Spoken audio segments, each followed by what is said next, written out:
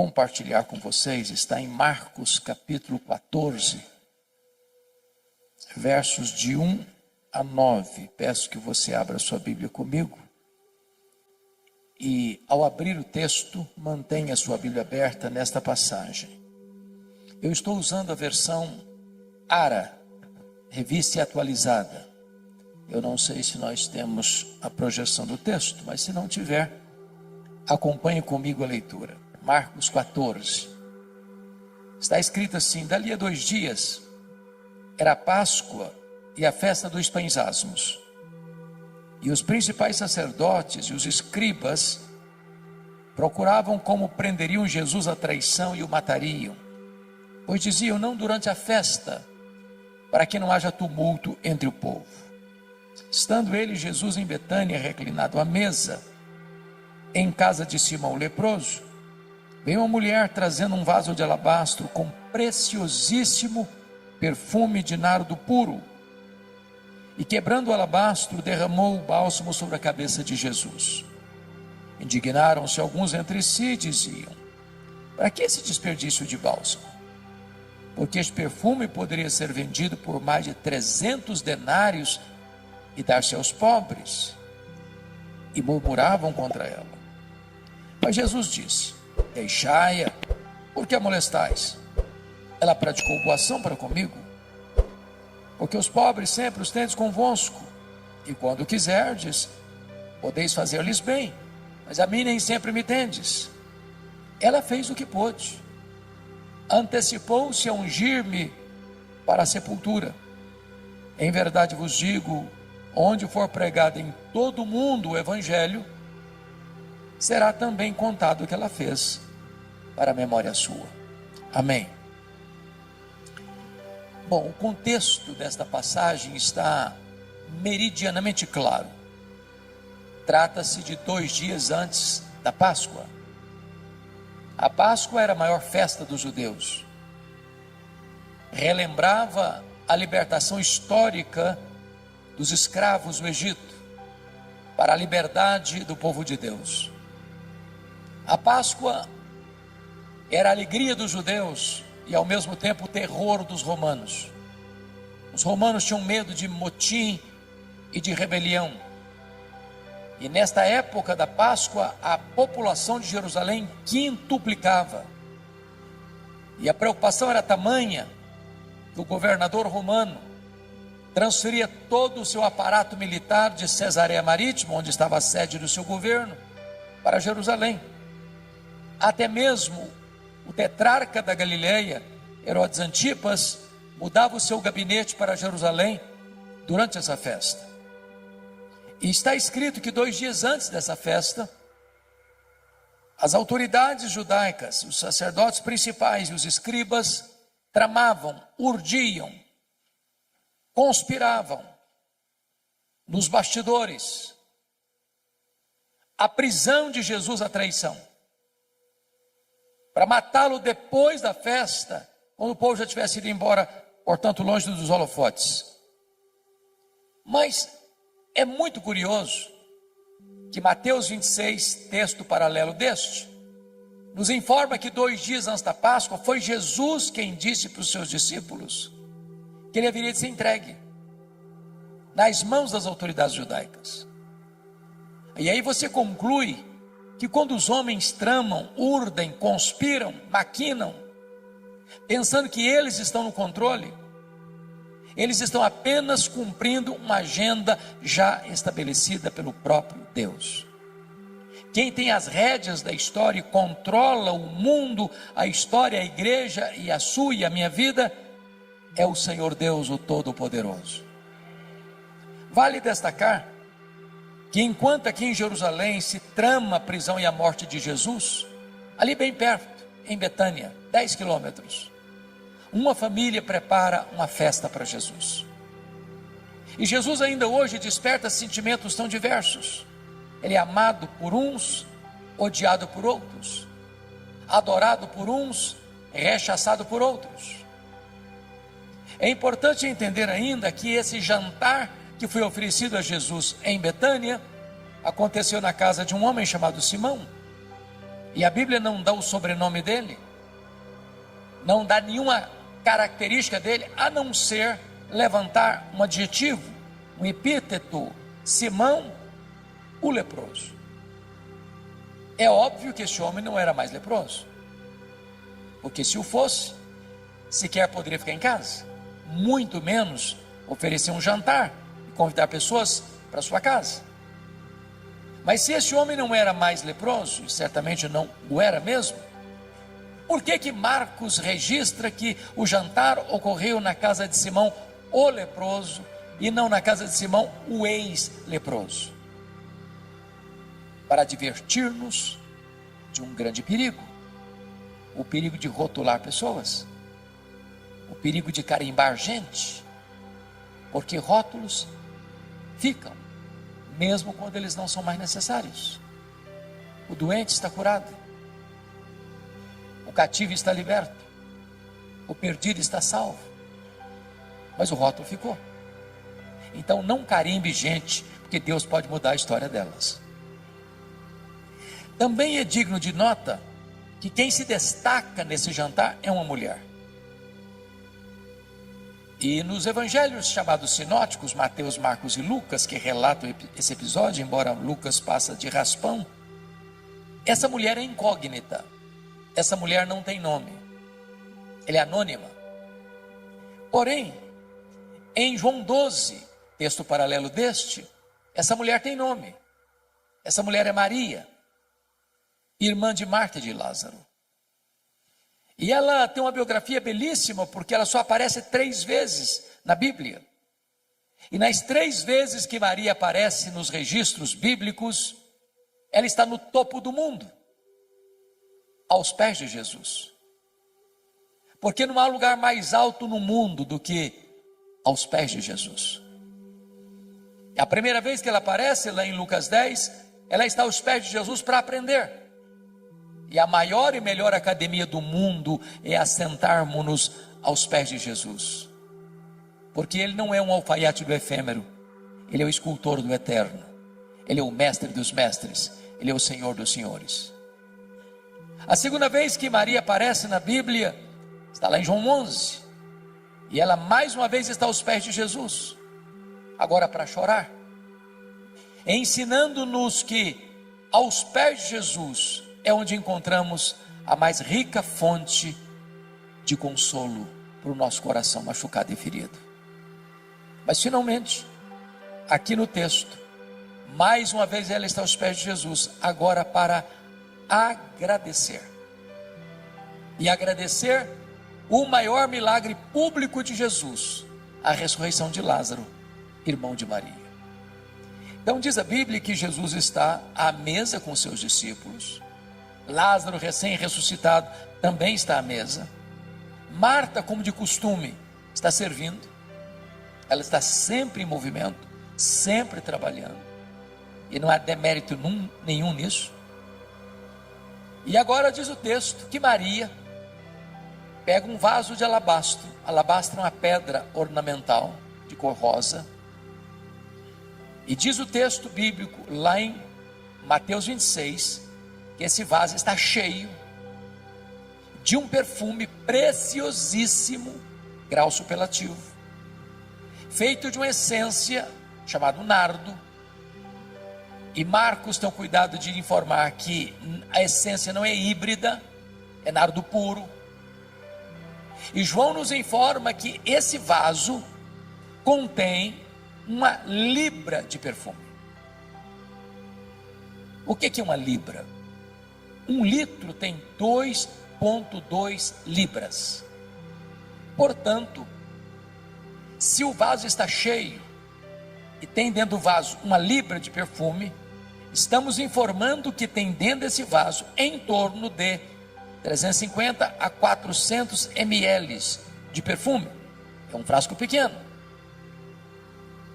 de uma pedra bonita, alabastro. E ela vem por trás de Jesus e quebra este vaso. Toda a casa é tomada pelo perfume de João 12. Esse perfume escorre pela cabeça de Jesus, toma todo o seu corpo, chega aos seus pés, e ela então enxuga os pés de Jesus com seus cabelos. Isso provoca uma reação imediata dos discípulos, capitaneados por Judas Iscariotes. Isso é um desperdício. Esse perfume poderia ser vendido por mais de 300 denários e dar-se aos pobres. E murmuraram contra ela. E Jesus sai em defesa de Maria e diz: deixai-a. Ela praticou uma boa ação para comigo. Os pobres sempre os tendes convosco, mas a mim nem sempre me tendes. Ela fez o que pôde. Antecipou-se a ungir-me para a sepultura. E em verdade vos digo, em todo mundo onde for pregado o evangelho, será contado o que ela fez para a memória sua. Agora eu quero, olhando para o texto, tirar daqui algumas lições para o nosso ensino. Primeira lição, confira comigo o verso 8. Ela fez. Sempre que leio isso, o meu coração é fisgado por uma pergunta: meu Deus, e eu estou fazendo o que posso para Jesus? Estou fazendo tudo o que posso para Jesus? Porque às vezes nós fazemos, mas fazemos relaxadamente. Às vezes nós fazemos, mas não fazemos tudo o que podemos. Às vezes nós fazemos, mas não fazemos de todo o coração. Às vezes nós fazemos, mas não fazemos com a motivação certa. Maria se nos apresenta como um exemplo. Ela fez o que pôde. Permita-me um exemplo para clarear essa ideia. Eu acho que vocês todos já ouviram falar dos moravianos da Alemanha. Movimento que começou em 23 de setembro de 1723, às 11 horas da manhã, começando uma reunião de oração que durou 100 anos, ininterruptamente, produzindo uma geração de gente piedosa, comprometida com a obra missionária. Para vocês terem uma ideia, cada 18 moravianos sustentavam um missionário fora da Alemanha, mesmo sendo tão pobres. Às vezes a situação era tão crítica que alguns deles não tinham dinheiro para ofertar. Então se vendiam, era uma coisa possível na época, se vendiam como escravos, para comprar a passagem de ida, para os povos mais longínquos, para dedicar o resto dos seus dias ali, pregando o evangelho da graça de Deus. Quando eu vejo um exemplo desse, eu preciso perguntar a mim mesmo: meu Deus, e eu estou fazendo o que posso, tudo o que posso, para Jesus? Maria fez o que pôde. Segunda lição que eu aprendo com Maria, versículo 3 e 4. Ela fez o seu melhor. Quando você lê esse texto do perfume preciosíssimo de nardo puro, precisamos entender algumas coisas. Primeiro, esse nardo, a essência da qual se fazia o perfume, era uma essência raríssima, caríssima, que não tinha em Israel. O nardo só era encontrado nas cordilheiras do Himalaia, de um arbusto seco, moído e transportado em lombos de camelos. Esse perfume não era encontrado numa loja de perfumaria. Ele era comprado pouco a pouco, gota a gota, grama a grama, ml por ml, ia sendo acondicionado nesse vaso de pedra. O perfume era tão precioso que Judas, que era tesoureiro e entendia de finanças, avaliou o perfume em mais de 300 denários. Agora vamos entender isso. O frasco tinha pouco mais de 300 ml. 300 ml. Então estou afirmando que cada ml valia um denário. Mas o que era um denário? O denário era a moeda de pagamento de um trabalhador durante um dia. Agora pense comigo o que uma pessoa trabalha um dia inteiro e ao final do dia ir comprar uma gota, 1 ml de perfume. Agora pense comigo, Quando você tem um bom perfume, eu sei que vocês têm e gostam, eu também. Como é que nós usamos? Porque um bom perfume é caro. Usamos cuidadosamente, só um pouquinho, em ocasiões especiais. E falamos para nós mesmos, esse perfume tem que durar pelo menos um ano. Agora notem que ela não abre o frasco, ela não abre o vaso, ela quebra o vaso. Por que ela quebra o vaso? Porque ela está dizendo, eu não quero que sobre nem uma gota. O melhor que eu tenho, eu quero dedicar ao Senhor Jesus. Eu pergunto a você, você tem dado o seu melhor para Jesus? Às vezes, meus irmãos e irmãs, eu fico imaginando que aqueles que não têm o conhecimento que você e eu temos da graça de Deus, às vezes são mais zelosos em servir aos seus ídolos do que nós o somos em servir ao Rei da Glória.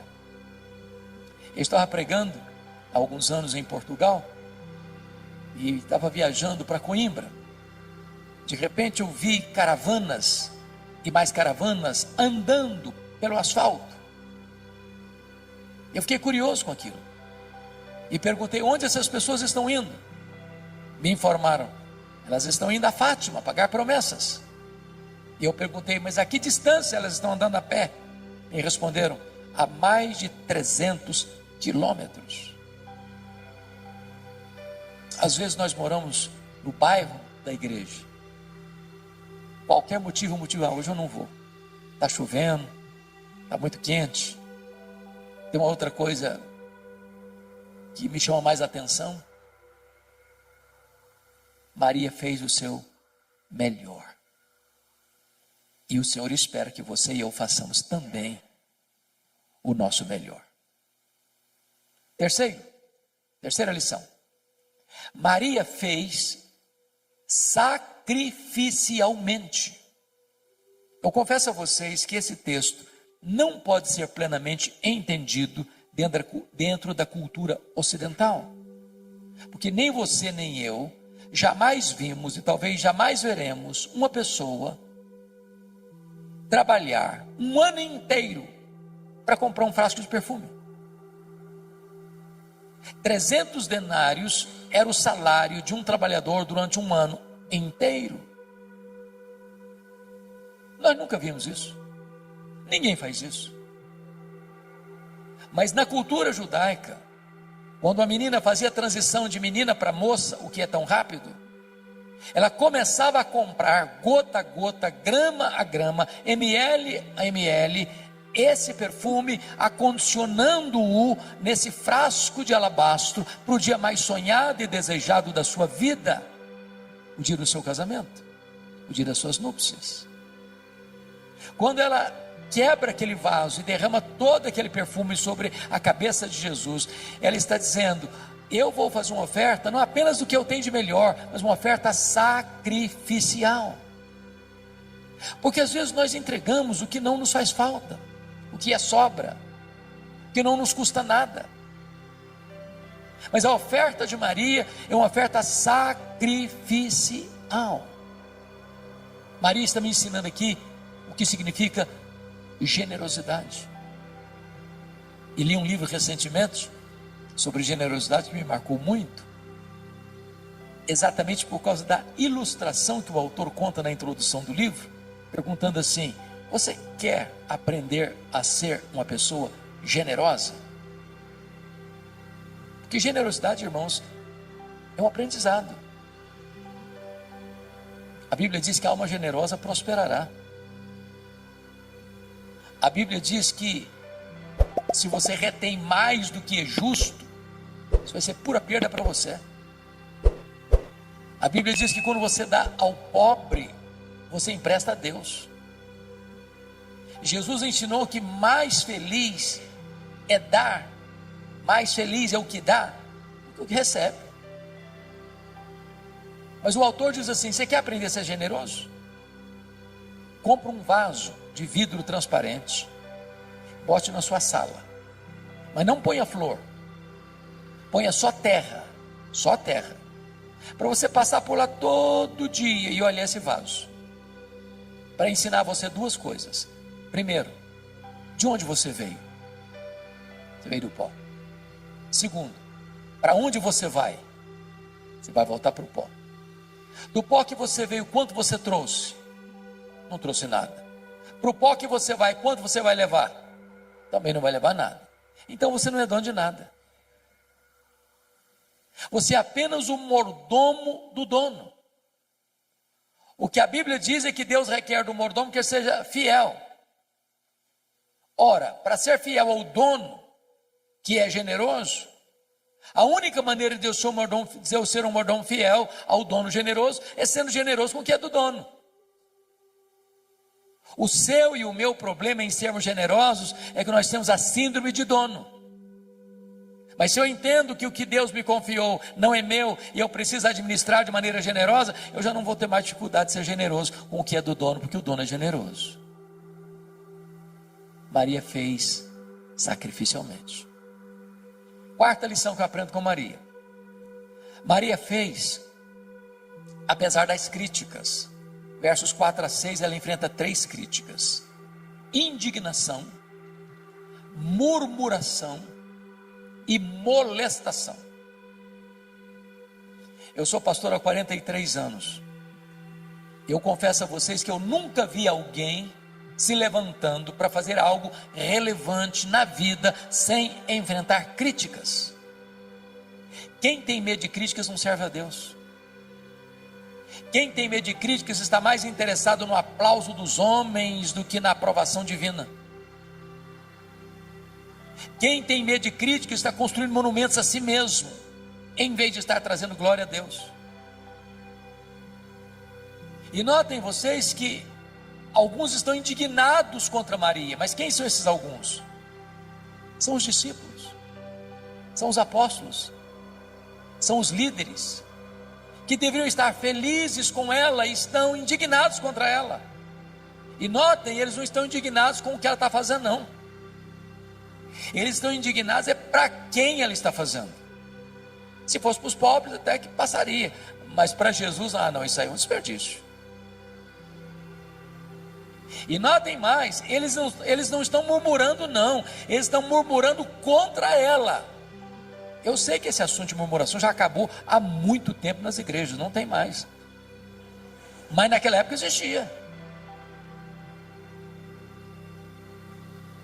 Bom, chegaram ao ponto de molestarem Maria. Molestação é crime.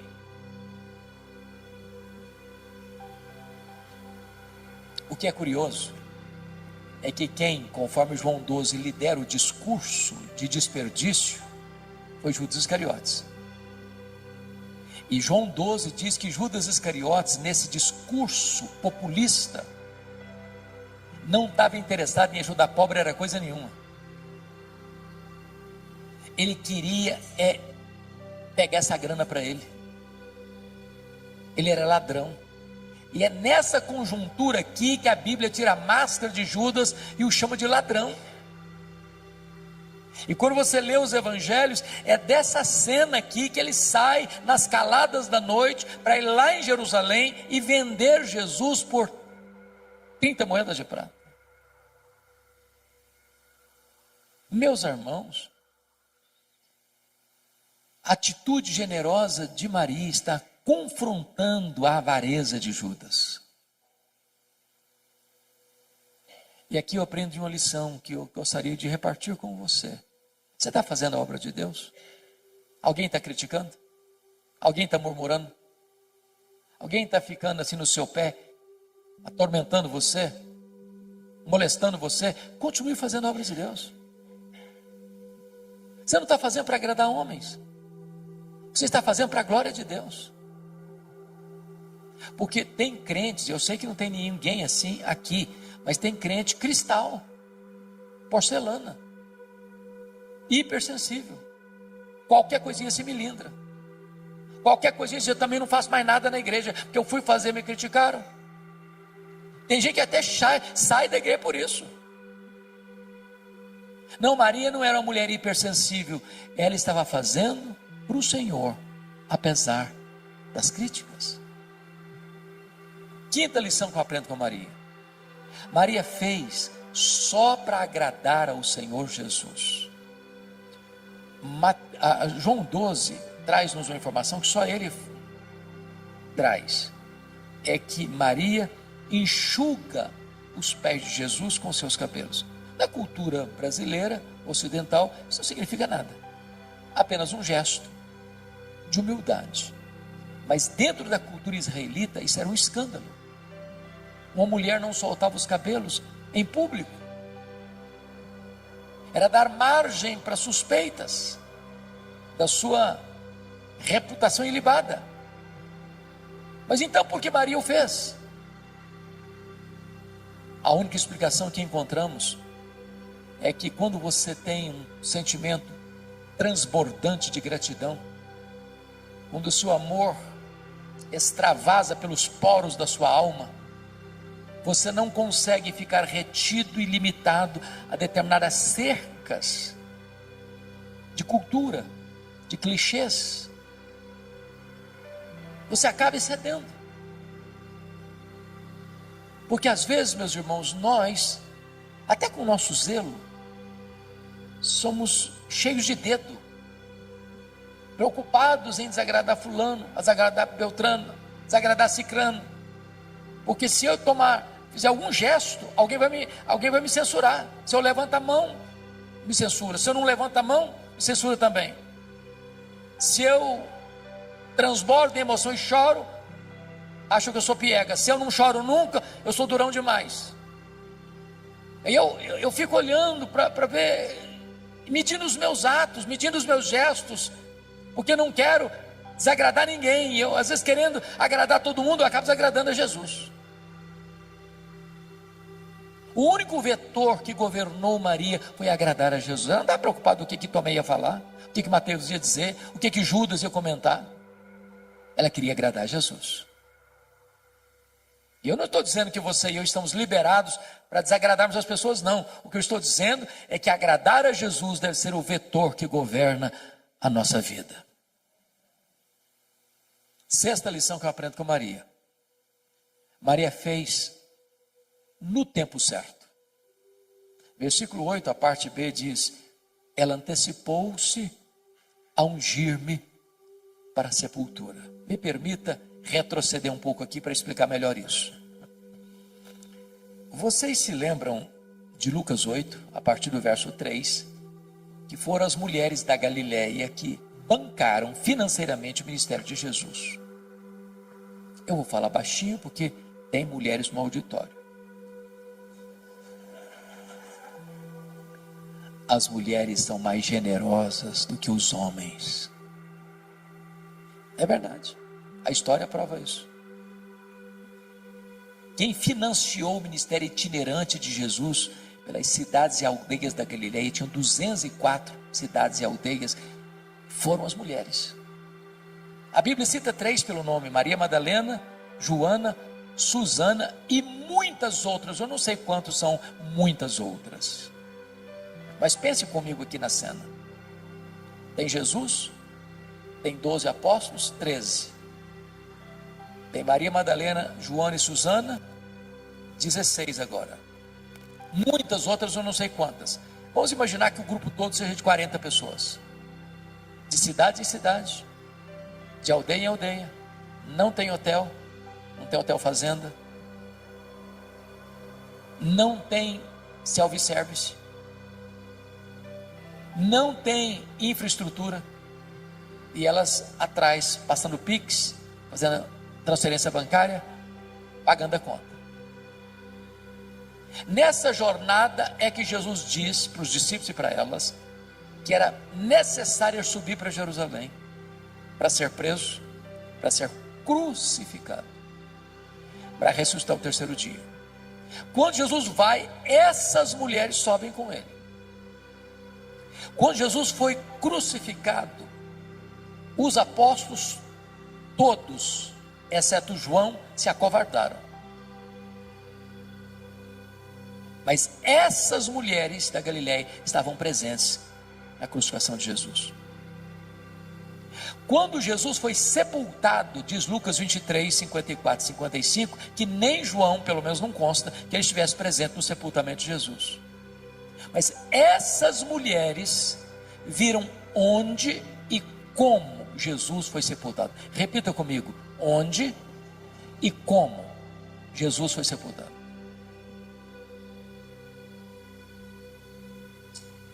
Agora vamos entender um pouco melhor. Que horas Jesus morreu na cruz na sexta-feira? 3 horas da tarde. 3 horas da tarde, hora nona. Que horas ele foi sepultado? A Bíblia não consta, mas tinha que ser antes de começar o sábado. Então encerrava sexta-feira, 6 da tarde, começava o sábado. Parava tudo. Agora, vamos pensar de novo comigo aqui, me acompanha o raciocínio. Então, entre a morte e o sepultamento, quanto tempo disponível se tem? 3 horas. Bom, morreu, ninguém tem autoridade de tirar o corpo da cruz. Só o governador pode autorizar. Ele foi crucificado fora dos portões. O governador está lá dentro dos portões, na fortaleza de Antônia. Também não adianta ter qualquer um lá que não vai nem receber, tem que ter alguém com trânsito. Então escolhem José de Arimateia. Ele chega lá no governador e diz: ó, governador, eu queria pedir permissão para sepultar o Jesus Nazareno, porque eu tenho uma sepultura nova que nunca foi usada, e eu vou emprestar para sepultar o Jesus Nazareno. O governador deve estar falando assim: não deu prazo para morrer não. E demora muito. Tem gente que fica um dia inteiro aí. Não, mas morreu. Não morreu. Mas morreu sim, senhor. Não, eu só acredito se o centurião vier aqui me falar que morreu. Não tinha telefone celular, tive que ir lá chamar o centurião, trazer o centurião aqui. Morreu sim, senhor, então tem que fazer um documento.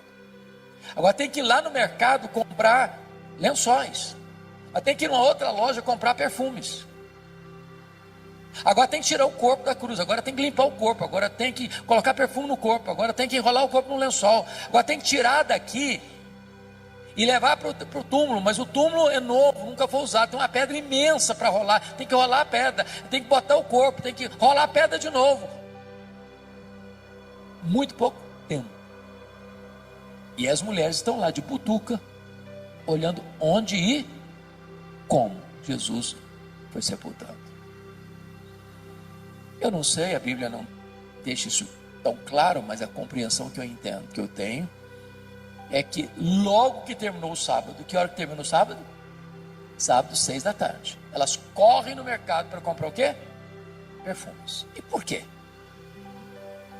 Por quê? Meu entendimento é que mulher não gosta de nada mal feito. Elas estão olhando, estão observando. Pensaram assim: esse serviço que fizeram ficou mal feito. Quando terminar o sábado, nós vamos voltar e vamos fazer esse serviço direito. Quem está voltando no túmulo não são os apóstolos, eles estão trancados com medo, acovardados. Quem bota a cara na rua, num ambiente hostil, são as mulheres da Galileia.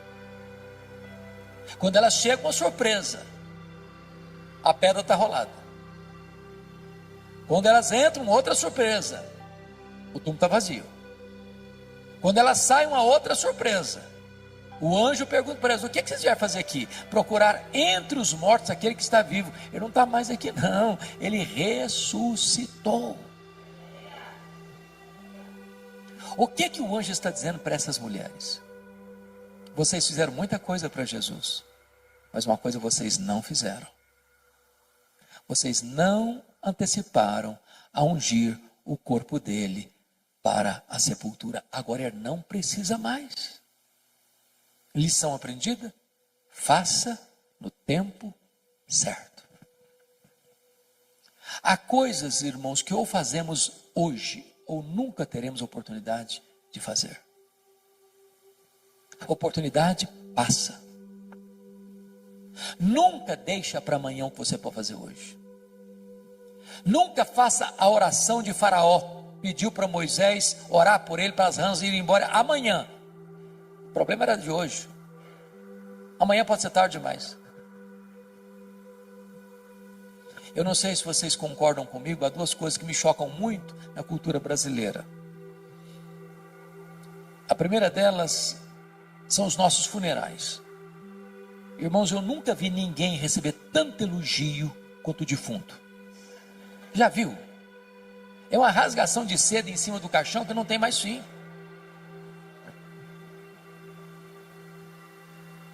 A pergunta é se aquela pessoa em vida escutou alguns daqueles elogios. Porque um defunto não fica feliz por você elogiá-lo. E ele nem se levanta do caixão para lhe dar um abraço. E se levantar, você corre também. Então não espere a pessoa morrer para elogiar. Que tem crente assim, muito espiritual, que diz, não, mas esse negócio de elogiar é um perigo, a pessoa vai ficar vaidosa. O que a Bíblia proíbe é hipocrisia. Mas um elogio sério, sincero, oportuno, é um bálsamo. A segunda coisa que me choca na nossa cultura é que defunto recebe mais flores do que vivos. Faz sentido isso? Não faz sentido, gente. Eu fui num funeral certa feita e contei 86 coroas de flores. Contrataram um caminhãozão para levar as flores, um caminhãozinho desse tamanhozinho para levar o defunto. E eu fiquei do lado olhando. Falei, meu Deus, para que tanta flor para o defunto? Coitado, não consegue cheirar um botão de rosa a mais. Agora, sabe por que os mortos recebem mais flores do que os vivos? Porque a voz do remorso é maior que a voz da gratidão. Não espere a pessoa morrer para mandar flores. Mande flores enquanto ela pode admirar as flores. Colocar num bonito jarro, botar na sua sala. Faça no tempo certo. Eu fico olhando para a Bíblia e vendo a história do Davi. Sabe quantos anos o Davi ficou brigado com Absalão? 11 anos. 11 anos. Sem conversar. Chegou uma hora que o menino não queria conversar com o pai também não. Agora ele queria matar o pai. Tomar o trono do pai. E quando o Absalão morreu, Davi desabrocha em choro. Meu filho Absalão, Absalão meu filho Absalão. Demonstrando seu amor por ele, mas agora não adianta mais. O menino está no caixão.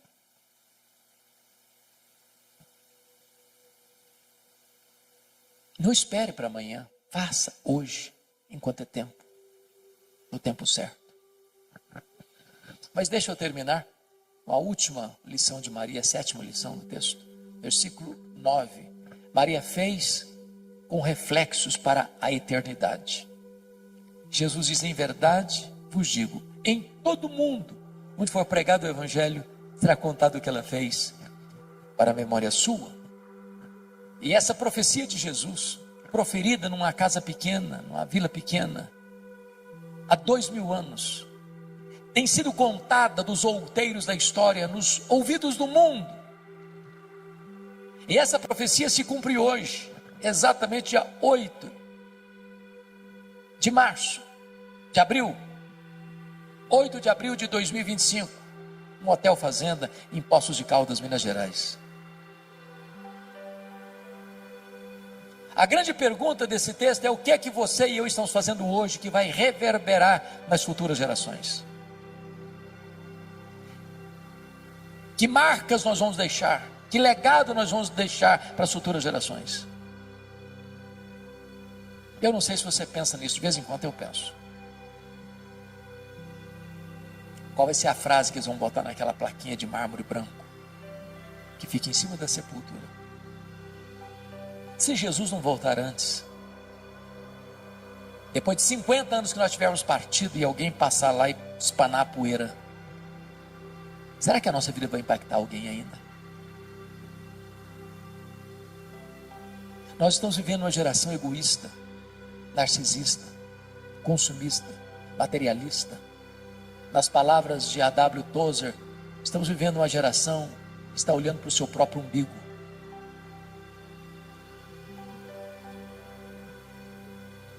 E eu queria então concluir a minha fala trazendo dois exemplos. Um da Bíblia e outro da missiologia. O exemplo da Bíblia tem a ver com o rei Ezequias. O rei Ezequias teve um pai terrível. O pai dele era Acás, um homem terrível, idólatra, feiticeiro. Mas Ezequias, embora não tenha tido berço, foi um homem piedoso. Começou a reinar. Com 25 anos, reinou 29 anos, morreu com 54 anos. Ele foi tão piedoso que a Bíblia diz que não teve ninguém igual a ele, nem antes nem depois. Foi no governo dele aqui em Jerusalém que as 10 tribos do norte foram tomadas pelo Império Assírio. Quando ele tinha 39 anos, ele enfrenta 2 terríveis problemas. Primeiro, um cerco militar do mesmo exército que tinha tomado Samaria, agora cerca Jerusalém e dá uma ordem para ele: se renda, porque Deus nenhum poderá livrar você da minha mão. Se não bastasse isso, diz a Bíblia que ele sofreu uma enfermidade física, uma úlcera, que médico nenhum conseguiu resolver. E Deus manda o profeta Isaías na casa dele com uma palavra expressa: põe em ordem a tua casa, porque morrerás e não viverás. E o rei voltou-se para a parede e orou fervorosamente, chorou abundantemente. Deus respondeu a oração dele rapidamente e mandou de volta o profeta Isaías na casa dele. Diz: olha, eu ouvi a tua oração, eu ouvi as tuas lágrimas, e eu te curarei da tua enfermidade, e eu livrarei Jerusalém do poder da Síria. Deus escalou um único anjo que matou 185 mil soldados assírios ao redor de Jerusalém. Deus estendeu os dias de Ezequias, deu-lhe mais 15 anos. E agora, a notícia do milagre foi tamanha, e reverberou para fora das fronteiras de Israel, e chegou lá longínquamente na Babilônia. O império estava se formando, e o rei da Babilônia mandou uma comitiva diplomática visitar e presentear Ezequias pelos milagres recebidos. E diz a Bíblia que quando esses embaixadores chegaram, ele abriu o seu palácio, abriu a sua casa e mostrou seus tesouros, suas riquezas, seu ouro, sua prata, seus olhos finos, toda a magnificência do seu reino, toda a grandeza do seu reino, e não deu uma palavra sequer de gratidão a Deus. Aquilo foi mal aos olhos do Senhor. E Deus mandou de volta lá no palácio o profeta Isaías, dizendo o seguinte: agora escuta a palavra do Senhor. Esta Babilônia voltará, e quando ela voltar, ela vai saquear tudo que se ajuntou até então. Dos filhos que tu gerares serão levados cativos, serão prisioneiros, escravos, serão feitos eunucos, em outras palavras, serão castrados, não poderão gerar. Diante de tamanha tragédia, sabe qual foi a resposta do rei para o profeta? Boa é a palavra que disseste. Não, você não entendeu o que eu falei. Estou falando que a Babilônia vai saquear tudo, que os filhos vão ser escravos, que vão ser castrados. Você vem me dizer que boa essa palavra, você está ficando louco. Aí ele pensou, aí ele não falou não. Boa é essa palavra, porque pelo menos eu terei paz nos meus dias. Sabe o que ele está dizendo? Quando isso acontecer, já terei batido as botas. Quando isso acontecer, eu não vou estar mais aqui para contar a história. Sabe o que ele está dizendo? Depois que eu morrer, desculpem da expressão, que se danem as futuras gerações, eu não estou nem aí. É lamentável. É lamentável. Meus irmãos, se vocês olharem para a história, é possível que uma igreja se perca em 3 gerações. A geração que saiu do Egito morreu no deserto. A geração que nasceu no deserto entrou na terra prometida. A geração que nasceu na terra prometida não conhecia Deus mais. Você olha para a Europa hoje, você visita a Europa hoje, as igrejas estão vazias. Em algumas cabecinhas brancas. Mas as crianças e os jovens não estão mais. Nós estamos numa corrida de revezamento. Se nós, o bastão da fé, o bastão do evangelho para os nossos filhos, para os nossos netos, as futuras gerações podem estar completamente apáticas ao evangelho. A minha oração e a sua deve ser essa também, clamar aos céus para que os nossos filhos, os nossos netos sejam mais crentes do que nós, mais cheios do Espírito Santo do que nós, e que a igreja que eles terão amanhã seja uma igreja mais forte, mais viva do que a que temos hoje. O segundo exemplo, para encerrar, da missiologia, é um missionário que foi usado poderosamente por Deus na África. Esse missionário é David Livingstone, e ele se dedicou a servir a Deus na África. Ele trabalhou na África, ele foi atacado por um leão na África, e ele continuou na África, ele adoeceu na África e morreu na África. Quando ele morreu, os ingleses foram para lá, para pegar o corpo dele e levar o corpo dele para a Inglaterra e sepultá-lo na Inglaterra. Os africanos disseram assim: vocês podem até levar o corpo dele, mas o coração dele vocês não vão levar. Ele amou a África e o coração dele vai ser sepultado na África. O que fizeram? Abriram o peito dele, arrancaram o coração dele e sepultaram o coração dele na África. Quando você vai a Malawi, lá tem uma catedral de chão batido, uma placa de bronze na parede, para a glória de Deus e em memória de David Livingstone. Levaram o corpo dele para Londres, sepultaram de Westminster, onde estão sepultados os reis e os nobres da Inglaterra, e lá tem uma plaquinha de bronze, para a glória de Deus e em memória de David Livingstone. A minha oração, queridos, é que você e eu possamos viver de tal maneira que a nossa vida reflita a glória de Deus, e que as pessoas, ao lembrarem da nossa existência, possam ser motivadas a conhecer a Deus, a amar a Deus, a andar com Deus. Isso traga glória para o nome de Deus. Que você e eu possamos imitar Maria, que viveu aos pés do Senhor, para aprender, para chorar, para agradecer, fazendo o que pôde, fazendo o seu melhor, fazendo sacrificialmente, fazendo apesar das críticas, fazendo só para agradar a Jesus, fazendo no tempo certo, fazendo com reflexos para a eternidade. Que Deus nos abençoe. Amém.